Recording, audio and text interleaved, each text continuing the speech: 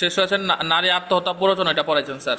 আচ্ছা, আমরা তাহলে আমাদের ওখানে পড়ানো শেষ। আমাদের এই যদি নয়ের যত ধারা ছিল, নয়ের ক পর্যন্ত পড়ানো শেষ। আমরা হচ্ছে 10-এ যাব। আমরা 10-এ যাব। আমাদের 10 ধারায় বলছে যে যৌন পীড়নের শাস্তি ইত্যাদির দণ্ড। অর্থাৎ যদি কোথাও কোনো যৌন পীড়ন হয়, সেই যৌন পীড়নের ক্ষেত্রে এখন বলতে পারেন স্যার যৌন পীড়ন বলতে কি বুঝাইছে? যৌন পীড়ন বলতে হচ্ছে আপনার সংজ্ঞাটা এর আগে আমরা পড়ে আসছি, তারপরও যে যৌন পীড়ন কিন্তু বিশেষ করে সাধারণত আপন মানুষের দ্বারা হয়। এটা মনে রাখবেন যে যৌন পীড়ন হয় সবসময় আপন মানুষের দ্বারা, আপন মানুষের সংস্পর্শে হয়। আপন মানুষের সংস্পর্শে বলতে দেখা যায় যে খালাতো ভাই, ফুফাতো ভাই, চাচাতো ভাই, মামাতো ভাই, বা আপনি মনে করেন যে নিকটাত্মীয় যারা আর কি, যারা নিকটাত্মীয়, ওদের মাধ্যমে ওদের কাছ থেকে সাধারণত বাচ্চারা অথবা হচ্ছে তাদের আত্মীয় স্বজন যারা আছে এখান থেকে যৌন নিপীড়নটা বেশি হয়। বেশি কিছু বললাম না, এতটুকুতে বুঝে নিয়েন। তাহলে এই যে যৌন নিপীড়ন আছে, এই যৌন পীড়নের হচ্ছে শাস্তি হচ্ছে অনধিক 10 বছর এবং অনন্য হচ্ছে 3 বছর প্লাস অর্থদণ্ড। এটা বলা হয়েছে আমাদের 10 ধারায়। এটা বলা হয়েছে 10 ধারায়। এরপরে 11 ধারায়, 11 ধারায় আমরা বলছে যৌতুকের জন্য যদি মৃত্যু ঘটায়, যৌতুকের জন্য যদি মৃত্যু ঘটায় অথবা হচ্ছে কোনো গুরুতর আঘাত করে বা সাধারণ আঘাত করে। কি বলছে? যদি আপনি যৌতুকের জন্য মৃত্যু ঘটায় অথবা গুরুতর আঘাত করে অথবা সাধারণ আঘাত করে, সেক্ষেত্রে এটা বলা আছে। এই 11 ধারার সংশোধনও করা হয়েছে। সংশোধন আমরা পরে দেখবো, আগে হচ্ছে আমাদের বই থেকে যদি একটু দেখি। আচ্ছা, সংশোধন প্রয়োজনে দেখি আছি। সংশোধনে বলছে মৃত্যু ঘটানোর জন্য মৃত্যুদণ্ডে, যাবজ্জীবন সশ্রম কারাদণ্ডে লাগছে কি যে যদি মৃত্যু ঘটায় সেক্ষেত্রে মৃত্যুদণ্ড হইবে বা যাবজ্জীবন সশ্রম কারাদণ্ডে দণ্ডনীয় হইবে প্লাস অতিরিক্ত অর্থদণ্ড দণ্ডনীয় হইবে। এটা হলো 2025 সালের সংশোধনী অনুযায়ী। আর হচ্ছে আপনার যদি মৃত্যু ঘটানোর চেষ্টা করে, ঠিক আছে, যদি মৃত্যু ঘটানোর চেষ্টা করে, মৃত্যু মানে ঘটায় নাই, মৃত্যু ঘটানোর চেষ্টা করছে, সেক্ষেত্রে যাবজ্জীবন হবে। সেক্ষেত্রে কিন্তু মৃত্যুদণ্ড হবে না, এটা বলা হয়েছে। অথবা অনধিক মানে 12 বছরের বেশি হবে না, অথবা 12 বছর অনধিক 12 বছর কারাদণ্ডে দণ্ডনীয় হবে প্লাস অতিরিক্ত অর্থদণ্ডে দণ্ডিত হবে, প্লাস অতিরিক্ত অর্থদণ্ড দণ্ডিত হবে। তবে এই যে অনধিক কথাটা বলছে, যে অনধিক 12 বছর, অনধিক বলছে 12 বছর। এখন বলতে পারেন স্যার তাইলে হচ্ছে অনন্য কিছু বলে নাই। ঠিক আছে, অনন্য কিছু বলে নাই। কোথাও একটা জিনিস মনে রাখবেন, যদি বল এই আইনে, এই যে নারী শিশু আইনে যে সর্বশেষ সংশোধনী করছে, এই সংশোধনীতে আপনার বলা হয়েছে যে যেখানে অনধিক 3 বছর সেখানে অনন্য 1 বছর। ঠিক আছে, অনধিক 3 বছর আর অনন্য 1 বছর, এই শব্দগুলির পরিবর্তে অনধিক 5 বছর কিন্তু অনধিক 2 বছর শব্দগুলো প্রতিস্থাপিত হইবে। এটা বলছে। কি বলছে? যে যেখানে ছিল অনধিক 3 বছর, যেখানে ছিল অনধিক 3 বছর সেখানে হইবে অনধিক 5 বছর, এই যে 11 ধারা অনুযায়ী। আর যেখানে আছে অনধিক 1 বছর সেখানে হবে অনধিক 2 বছর। সহজ বিষয়, যেটা 3 বছর ছিল সেটা অনধিক 5 বছর, আর যেটা 1 বছর ছিল সেটা 2 বছর, এটা বলা হয়েছে। তাহলে আমরা যদি এবার আমাদের আগের বই থেকে পড়াই, তাহলে আছে মৃত্যু ঘটানোর জন্য মৃত্যুদণ্ড, এটাই এখানেও সেম কথাই বলা আছে, মৃত্যু ঘটানোর জন্য মৃত্যুদণ্ড, অথবা হচ্ছে মৃত্যু ঘটানোর জন্য মৃত্যুদণ্ড বা মৃত্যু ঘটানোর চেষ্টার জন্য যাবজ্জীবন কারাদণ্ডে দণ্ডনীয় হইবে। যেটা বললাম, যদি মৃত্যু ঘটায় সেক্ষেত্রে মৃত্যুদণ্ড অথবা হচ্ছে যাবজ্জীবন কারাদণ্ডে দণ্ডনীয় হইবে। এটা বলা হয়েছে অনধিক 12 অথবা অনধিক 12 বছর, এটা বলা হয়েছে আপনাদের 11 ধারায়। আর একটা বলছে 11-খ, 11-2-তে যেটা বলছে আমাদের, সেটা যদি আমরা একটু দেখি। 11-2-তে আমাদের বলছে যে মারাত্মক যদি জখম করে, মারাত্মক জখম করে মানে মৃত্যুদণ্ড ঘটায় না, সেক্ষেত্রে আপনার যাবজ্জীবন সশ্রম কারাদণ্ড হবে অথবা অনধিক 12 বছর পর্যন্ত। ঠিক আছে, অনন্য 5 বছর, যে অনধিক হবে 12 বছর এবং অনন্য হবে 5 বছর পর্যন্ত সশ্রম কারাদণ্ডে দণ্ডনীয় হইবে প্লাস অতিরিক্ত অর্থদণ্ডে দণ্ডিত হইবে, এটা বলা হয়েছে। আর যদি সাধারণ জখম করে, সাধারণ জখম, এই সাধারণ জখমের ক্ষেত্রে হচ্ছে অনন্য 1 বছর সশ্রম কারাদণ্ডে দণ্ডিত হইবে প্লাস অর্থদণ্ডে দণ্ডিত হইবে। ঠিক আছে, প্লাস অর্থদণ্ডে দণ্ডিত হইবে মানে অনন্য মানে হচ্ছে এক, অনন্য মানে ন্যূনতম, এটা বলা হয়েছে। তাহলে এই ছিল আমাদের 11 ধারা, যে যদি যৌতুকের জন্য মৃত্যু ঘটায় অথবা সাধারণ বা গুরুতর আঘাত করে, তবে এটা যৌতুক আইনেও মামলাটা নেওয়া যায়। তবে যৌতুক আইনে ওই রকম স্পেসিফিক কি নাই, তো সেহেতু মামলাটা এখান থেকেই নেওয়া হয়। এরপর আমরা দেখবো 12 ধারা। 12 ধারায় বলা হয়েছে ভিক্ষাবৃত্তি ইত্যাদির উদ্দেশ্যে যদি শিশুকে অঙ্গহানি করে, মাঝে মাঝে ওই যে ক্রাইম পেট্রোলে দেখায়, ক্রাইম সিনে দেখায়, আপনারা দেখছেন না যে ওই যে কিছু পথ শিশু থাকে, ওদেরকে নিয়ে এসে ওদের হাত পা ভাঙা হয় বা হচ্ছে হাত পা অঙ্গ প্রতিস্থাপন করা হয়, কাটা হয়। যদি এই কাজ কেহ করে এবং এটা যদি প্রমাণিত হয়, সেক্ষেত্রে তার মৃত্যুদণ্ড হবে। সেক্ষেত্রে তার মৃত্যুদণ্ড হবে, সর্বোচ্চ তার মৃত্যুদণ্ড বা যাবজ্জীবন কারাদণ্ড প্লাস অতিরিক্ত অর্থদণ্ড। এটা হচ্ছে আমাদের এই নারী শিশু নির্যাতন দমন আইনের 12 ধারায় বলা হয়েছে। ঠিক আছে, যে যদি ভিক্ষাবৃত্তি ইত্যাদি উদ্দেশ্যে শিশুকে অঙ্গহানি করার শাস্তি, এটা বলা হয়েছে 12 ধারায়, যে সর্বোচ্চ মৃত্যুদণ্ড, সর্বনিম্ন যাবজ্জীবন কারাদণ্ড প্লাস অতিরিক্ত অর্থদণ্ড। এরপরে আমরা যাব একটা গুরুত্বপূর্ণ ধারা, যেটা হচ্ছে 13 ধারা। এই 13 ধারায় আপনারা অনেক সময় অনেক কিছু পাইয়ে থাকেন। 13 ধারায় আমাদের বিষয় হচ্ছে যদি দর্শনের ফলে কোনো শিশু জন্ম হয়। ঠিক আছে, 13 ধারায় আমাদের কয়েকটা ক্লোজ আছে, দুইটা তিনটা। আমরা যদি ক্লোজ কয়টা দেখি, আমাদের হচ্ছে এখানে দুইটা ক্লোজ আমরা আলোচনা করব। এই দুইটা ক্লোজ থেকে, দুইটা ক্লোজের ভিতর আবার দফা আছে, ক খ গ এরকম আছে। যে বলছে কি, দর্শনের ফলশ্রুতিতে যদি জন্মলাভকারী শিশুর বিধান। এখান থেকে একটা এমসিকিউ মনে রাখেন, যে দর্শনের ফলে যদি কোনো শিশুর জন্ম হয়, সেই শিশুর খরচ রাষ্ট্র বহন করবে। এটা আইনে বলা আছে স্পষ্ট। যদি এমসিকিউতে আসে যে দর্শনের ফলে জন্মলাভকারী শিশুর খরচ কে বহন করবে, রাষ্ট্র বহন করবে। এখন আপনারা আমাকে কোশ্চেন করতে পারেন যে স্যার, আপনার এটা রাষ্ট্র বহন করবে, রাষ্ট্র কোথায় পাবে? রাষ্ট্র যদি চিন্তা করে, সেক্ষেত্রে যে দর্শন করছে এবং যার ফলে এই শিশুর জন্ম হয়েছে, তার কাছ থেকে আদায় করে দিতে পারবে। অথবা তার যদি জমি জমা থাকে, তার জমি জমা বিক্রি করে দিতে পারবে। এগুলোই এখানে বলা আছে। আমরা একটু যদি দেখে আসি, তাহলে বলছে দর্শনের ফলে জন্মলাভকারী শিশু সংক্রান্ত বিধান অন্য কোনো আইনে ভিন্নতায় যা কিছুই থাকুক না কেন, দর্শনের ফলে কোনো সন্তান জন্মলাভ করলে উক্ত সন্তানকে তার মাতা পিতা বা মাতৃকুলীয় আত্মীয় স্বজনের তত্ত্বাবধানে রাখা যাইবে। এটা বলা হয়েছে 1 নম্বরের ক। তাহলে এই 13-1-এর ক, 13-1-এর কতে বলা হয়েছে, যদি দর্শনের ফলে কোনো সন্তান জন্ম হয়, সেক্ষেত্রে তার মাতাকুল বা পিতৃকুল, ঠিক আছে, তার মাতৃকুল বা পিতৃকুলীয় আত্মীয় স্বজনের তত্ত্বাবধানে সেই সন্তানকে রাখা যাইবে। এটা বলা হয়েছে ক। তারপরে 1-এর খতে বলা হয়েছে, সন্তান তার পিতামাতা কিংবা উভয়ের পরিচয়ে পরিচিত হবে। যে সন্তান থাকবে, সেই সন্তান তার পিতামাতা বা উভয়ের পরিচয়ে পরিচিত হবে। তারপর গতে বলা হয়েছে যে সন্তানের ভরণ পোষণ রাষ্ট্র ব্যয় বহন করবে, যেটা আগেই বলেছি, যে যদি দর্শনের ফলে বাচ্চা জন্ম লাভ করে, সেক্ষেত্রে তার রাষ্ট্র তার খরচ বহন করবে। আর গতে বলছে ঠিক আছে, গহাতে মানে ঘোড়ার গ। এই ঘোড়ার গহাতে বলছে আপনার, যে উক্ত সন্তানের যে ভরণ পোষণ ব্যয় হবে, সেই তার বয়স যতদিনে 21 বছর পূর্ণ না হবে, ওই সন্তানের বয়স যতদিনে 21 বছর পর্যন্ত পূর্তি না হবে, সেই পর্যন্ত 21 বছরের। এখন কথা হলো যে, আরেকটা কথা আছে যে এখন 21 বছর, দেখা গেছে যে 18 বছর হয়েছে, কিন্তু ওই সন্তানটি হচ্ছে মেয়ে, মেয়ের বিয়ে হয়ে গেছে।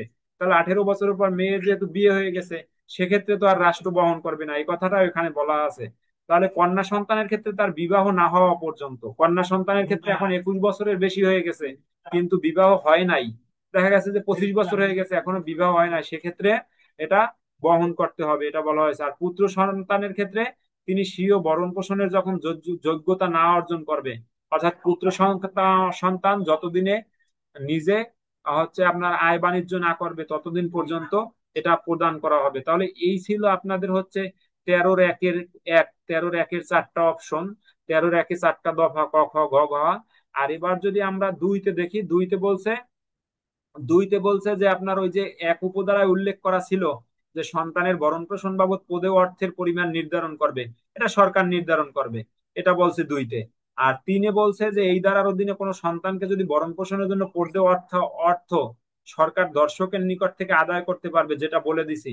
যে একটা উপধারা আছে, সেখানে বলছে সরকার দর্শকের নিকট থেকে আদায় করতে পারবে এবং দর্শকের বিদ্যমান যে সম্পদ থাকবে, সেই সম্পদ বিক্রি করেও তারা অর্থ আদায় করে দিতে পারবে। ভবিষ্যতে যে সম্পদের মালিক হবে দর্শনকারী, সেই ভবিষ্যতের সম্পদের যে মালিক হবে, সে অংশ থেকেও। যেমন আপনি বলতে পারেন, স্যার এটা কিভাবে? এটা হয় না যে অনেক সময় দেখা যায় অনেকে চাকরি করে, সরকারি বেসরকারি, এই চাকরি করে দর্শনের ফলে বাচ্চার জন্ম হয়। সেক্ষেত্রে কি করে, ওই যেখানে চাকরি করে ওই সংস্থা এরকম সিস্টেম করে দেয় যে সে এত বছর পর রিটায়ারমেন্টে যাইবে, সে রিটায়ারমেন্টের অর্ধেক টাকা ওই বাচ্চায় পাবে এবং মাসে মাসে তো একটা প্রাপ্য হবেই। এই কথাটা এখানে বলা হয়েছে 3 ধারায়। আশা করি আমাদের এই যে 13 ধারা পড়লাম, 13 ধারা পর্যন্ত কোনো সমস্যা নাই। কারো কোনো কোশ্চেন আছে 13 ধারা পর্যন্ত? 13 ধারা পর্যন্ত কারো কোনো কোশ্চেন আছে? না স্যার। না স্যার। আচ্ছা,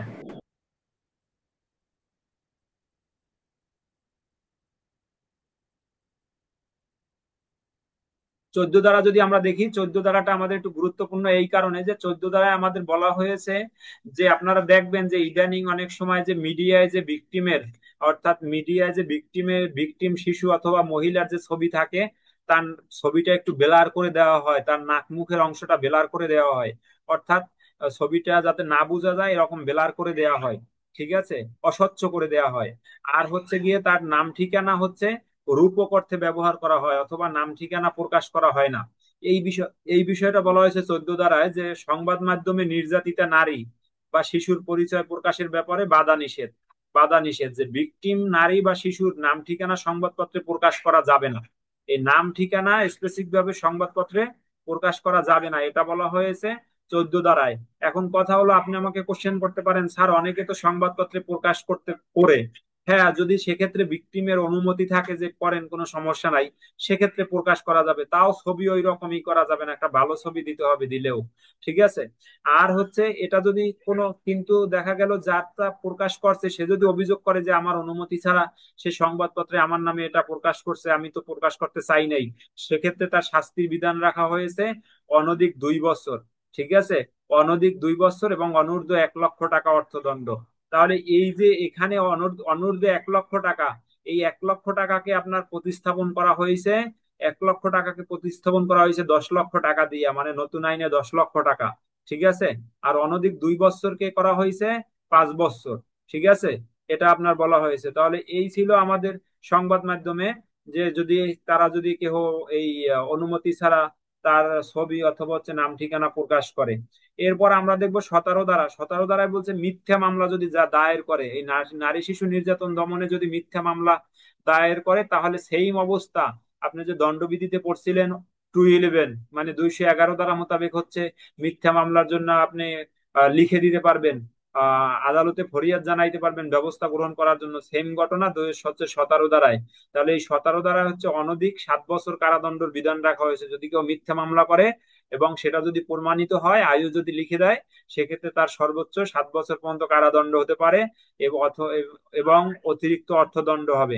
এরপর আমরা যাবো 18 ধারা। 18 ধারায় বলছে তদন্ত, অপরাধ তদন্ত।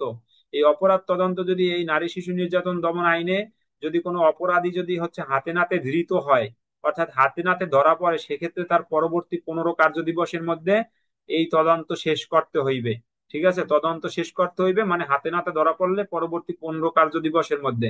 আর যদি হাতে নাতে ধরা না পড়ে, পালাতক থাকে, সেক্ষেত্রে পরবর্তী 60 কার্য দিবস, সেক্ষেত্রে 60 কার্য দিবসের ভিতরে এই তদন্ত কার্যক্রম শেষ করতে হবে, এটা আমাদের বলা হয়েছে 18 ধারায়, এটা বলা হয়েছে 18 ধারায়, ঠিক আছে। এই ছিল আমাদের 18 ধারা। এটা নিয়ে যদি আমাদের কারো কোনো কোশ্চেন থাকে আমি কোশ্চেন নিব, কারো কোনো কোশ্চেন আছে কিনা। আমাদের 17 ধারায় কিছু সংশোধনী আছে, আমরা যেটা স্কিপ করে গেছি।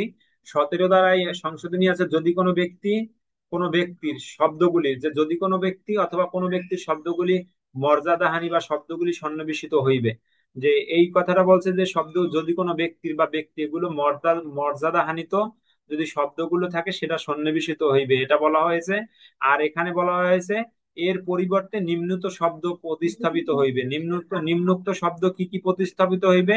নিম্নোক্ত শব্দ বলতে আপনার ওই যে ভিকটিম, ভিকটিম বলছে ওই কথা, ঠিক আছে, অথবা হচ্ছে নির্যাতনের শিকার, এই কথা এখানে বলা হয়েছে, যে তাদেরকে এই হিসেবে বলতে হবে যে ভিকটিম অথবা হচ্ছে নির্যাতিতা, এই হিসাবে তাদেরকে উপস্থাপন করতে হইবে, এটা এখানে বলা হয়েছে। আচ্ছা, আর এখানে আর একটা বিষয় বলা হয়েছে, যে এর বিরুদ্ধে যদি আনীত অভিযোগ মিথ্যা বা হয়রানিমূলক মামলা হয়, তাহা হইলে এই মামলা দায়েরকারী কারণ দর্শানোর সুযোগ প্রদান পূর্বক, ওই মামলা দায়েরকারীকে প্রথমে কারণ দর্শানোর সুযোগ দিতে হইবে সে মিথ্যা মামলা কেন করছে, এবং সংশ্লিষ্ট অভিযুক্ত যে ব্যক্তি থাকবে সেই ব্যক্তিগত বরাবর ক্ষতিপূরণ প্রদানের জন্য আদেশ দিতে পারবে। যদি আদালত চায় যে, তাহলে এই যারা বিবাদী ছিল তাদেরকে ক্ষতিপূরণ দেওয়ার জন্য আদেশ প্রদান করতে পারবে। এবং অনধিক ওই যে 2 বছর সশ্রম কারাদণ্ড, এই ধারায় তাহলে সংস্থাপন করে নাই, এখানে ওই যে অনধিক অর্থাৎ সর্বোচ্চ 2 বছরই কারাদণ্ড এখানে দণ্ডিত করার জন্য রাখছে, এটা কোনো প্রকার পরিবর্তন করে নাই। আর এখানে কোনো অর্থদণ্ডের বিধান এখানে ওই রকম স্পেসিফিক বলা নাই যে এত টাকা অর্থদণ্ড দেওয়া হইবে, এটা এখানে আমরা দেখি। আমাদের পরবর্তী ধারায় বলা হয়েছে যে আসামির অনুপস্থিতিতে বিচার, এটা হচ্ছে 21 ধারা। 21 ধারা মোতাবেক যে আসামি যে অনুপস্থিত যদি থাকে সেক্ষেত্রে তার বিচার কিভাবে করা হবে এটা আমাদের বলা হয়েছে। ঠিক আছে। আচ্ছা, এখানে আপনাদের সংশোধনী আছে, এখানে সংশোধনী আছে যে ফৌজদারি কার্যবিধির সেকশন 87, 88, 339 বি, মানে সেকশন 87, 88-তে আপনাদের আছে ওই যে হুলিয়া কুরক, ওই যে ফৌজদারি কার্যবিধির হুলিয়া কুরক, ওই যে ওই অনুযায়ী এখানে হচ্ছে বিচার কার্য সম্পন্ন করতে হইবে।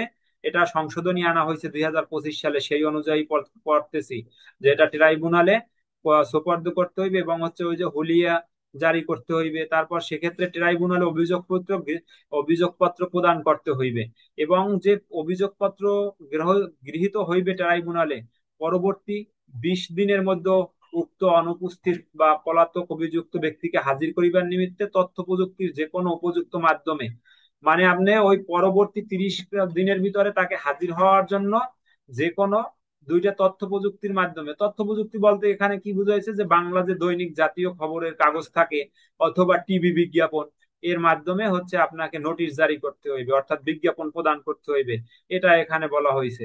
এবং তার যদি এরপরও যদি সে ট্রাইব্যুনালে হাজির না হয় সেক্ষেত্রে তার বিচার করা যাবে, সেক্ষেত্রে তার অনুপস্থিতিতে বিচার করা যাবে। এটা বলা হয়েছে আপনার 21 ধারায়, এটা বলা হয়েছে 21 ধারায় সর্বশেষ সংশোধনীতে।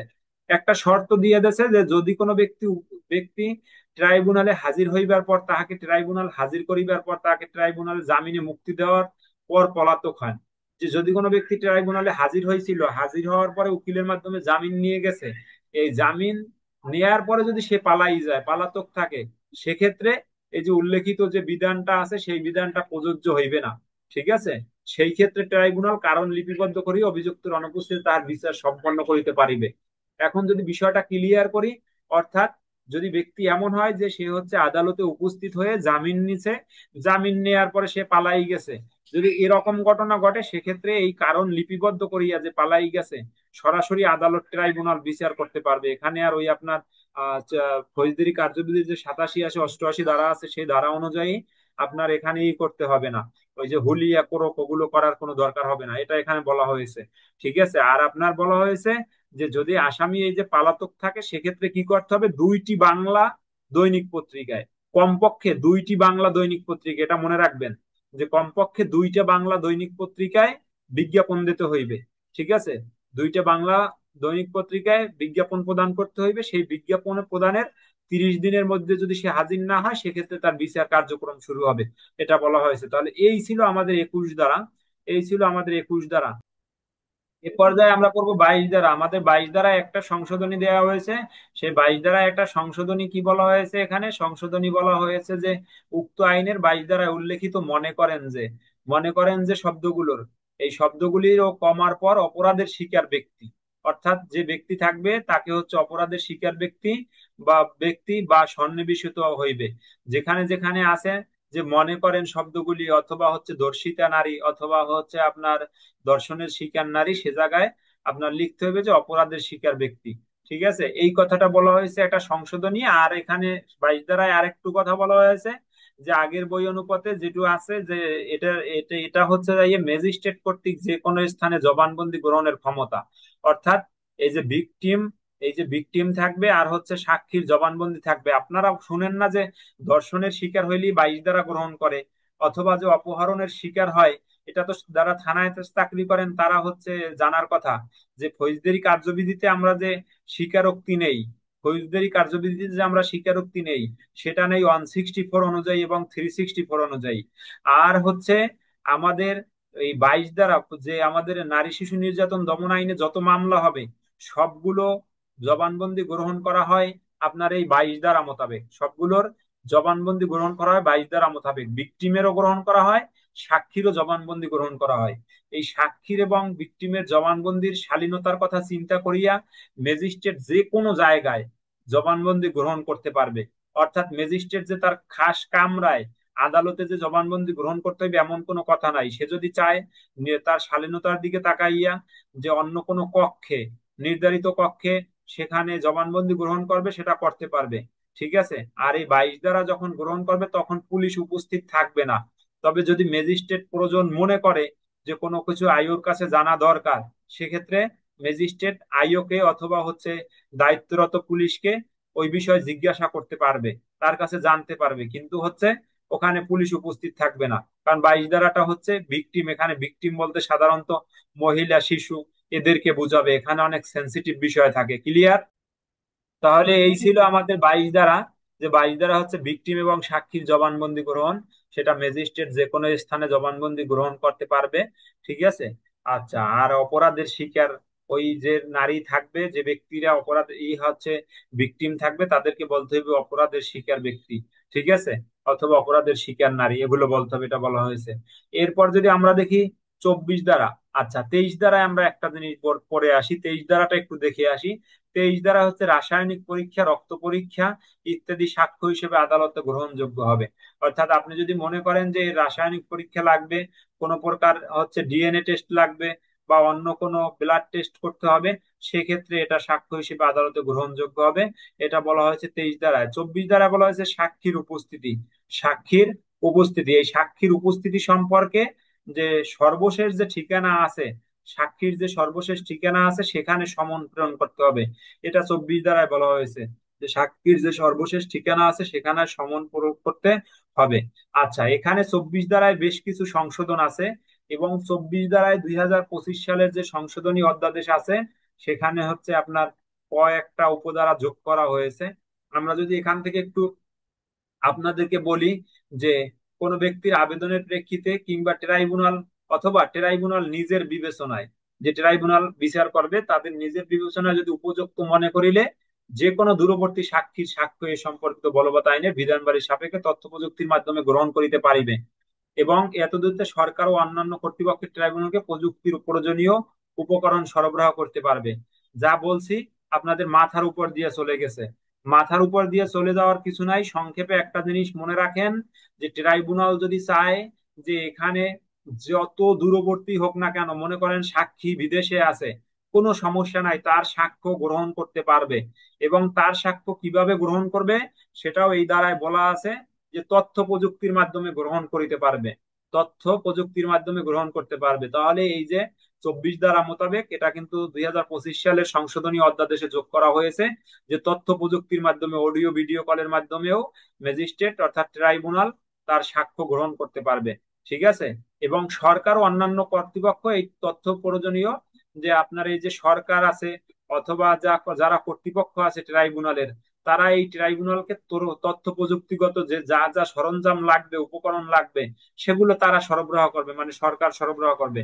এটা বলা হয়েছে যে 24-এর 4 উপধারায়, 24-এর 4 উপধারায়। এরপর আমরা দেখব 24-এর কয়েকটা উপধারা আছে। 24-এর উপধারায় বলছে যে সম্মতি সংক্রান্ত অনুমান। বলছে সম্মতি সংক্রান্ত অনুমান। সম্মতি মানে কি? যে রাজি হওয়া। রাজি হওয়া যেটাকে বলা এগ্রি।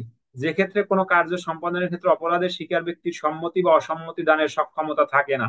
যে এমন কিছু বিষয় থাকে যে ক্ষেত্রে যে অপরাধের শিকার যে ব্যক্তি, সেই ব্যক্তির হচ্ছে সম্মতি প্রদান করার প্রয়োজন হয় না, বা অসম্মতি দানের সক্ষমতা থাকে না, সেই ক্ষেত্রে ট্রাইব্যুনাল অন্যান্য সাক্ষ্য প্রমাণের ভিত্তিতে ধরিয়া লইতে পারিবে যে উক্ত ব্যক্তি তার কাজে সম্মতি ছিল না। দেখেন, বলছে কি দানের ক্ষেত্রে সক্ষমতা থাকে না, সেই ক্ষেত্রে ট্রাইব্যুনাল অন্যান্য সাক্ষ্য প্রমাণের ভিত্তিতে ধরিয়া লইতে পারিবে যে উক্ত কার্যে তাহার সম্মতি ছিল না। আচ্ছা, এই একটা বিষয় এখানে বলা হয়েছে, এই কথাটা মনে হয় তেমন একটা বুঝতে পারে